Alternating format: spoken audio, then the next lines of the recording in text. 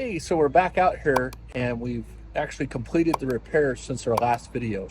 And so I want to go ahead and show you how it turned out and what we did to it. Stay tuned.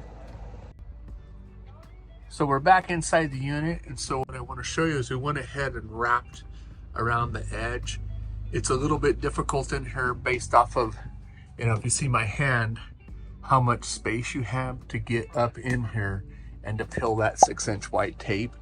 So technician wasn't real happy with me, but he was able to pull it off. On the outside, just to show you another view of what it looked like, he ended up, from the previous pictures, cleaning up the corners. Before, the factory just had it like drooped down. He siliconed everything back up, added some additional screws. Then as we come further down,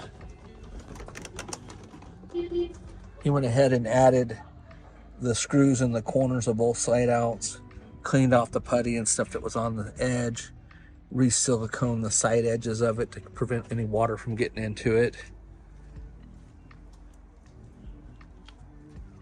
Same thing on this side.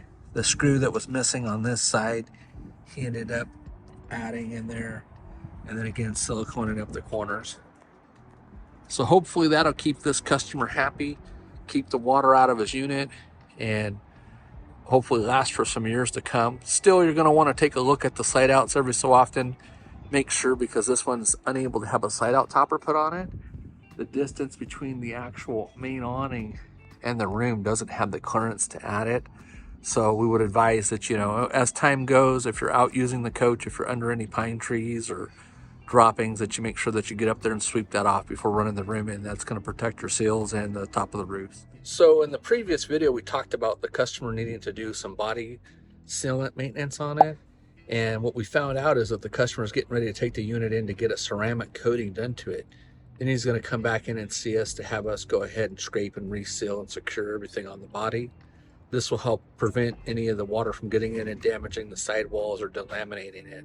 So when the unit comes back, we will see if we can't capture some of that to show you some more tips and tricks on how we clean and maintain and seal the units. Thanks so much for watching.